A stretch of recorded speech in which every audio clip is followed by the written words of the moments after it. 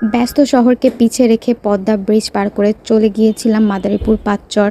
Eid day 2-তে আমার cutie cousin জেবাদের গ্রামে চলে গিয়েছিলাম। আর আমার একটা বেস্ট ফ্রেন্ডের সাথে রাস্তায় দেখা হয়ে গেল, ওকে বিদায় দিয়ে চলে যাচ্ছিলাম ভ্যানে করে। হ্যাঁ, ওদের গ্রামের মেইন অ্যাট্রাকশনই হচ্ছে এই ভ্যানে করে যাওয়া, মানে এত মজা লাগে ভ্যানে করে যেতে।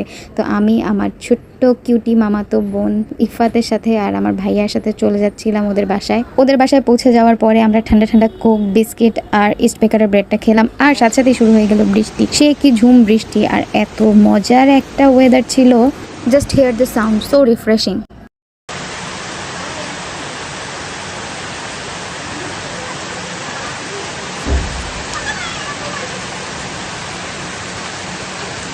আমাদের কিউটি দুষ্টু সিনহা আমাদেরকে রেখে একা একা এনজয় করছিল আর আমাদেরকে দেখাচ্ছিল। এরপর আমরা কাকির হাতে মজার মজার আচার খেলাম। দুপুরের দিকে ছোট্ট বনু যেবা আমাদের জন্য রান্না করেছিল।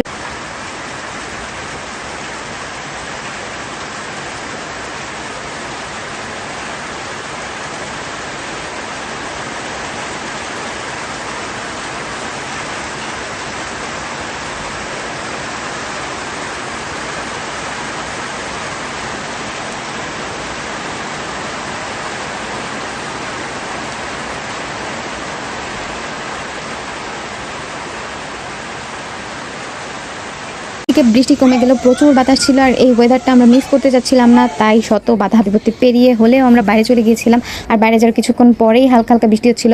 ওয়েদারটা এত সুন্দর ছিল, আমরা এত এনজয় করছিলাম যে বলার বাহিরে। আমার টাকমাথা বান্ধবীর সাথেও দেখা হয়ে গেল।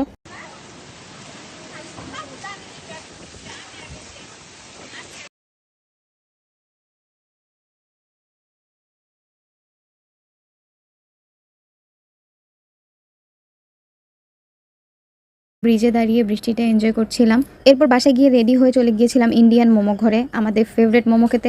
ওদের গ্রামে গেলে এই মোমোটা খাওয়াই হয়। আগে মোমোটা আরও বড় ছিল, চিকেনের পরিমাণ আরও বেশি ছিল, প্রাইস আরও কম ছিল। মোমো আমি 9/10 দিব। প্রাইস ছিল 150 টাকা আর 10 পিস দিয়েছে। এই সবগুলো হচ্ছে পাঁচচর বাজারে। একটা হচ্ছে ইন্ডিয়ান মোমো ঘর আর একটা আল্লাহরদান হালিম নিহারি সামথিং নাম ছিল সবগুলোর।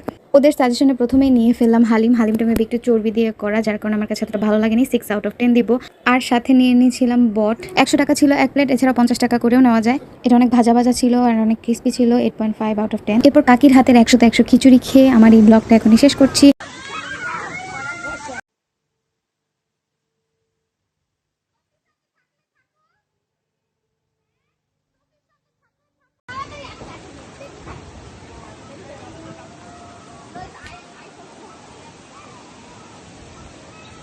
আজকের জন্য এ পর্যন্ত। ঈদে ব্লগ 2 শেষ। আল্লাহ হাফেজ।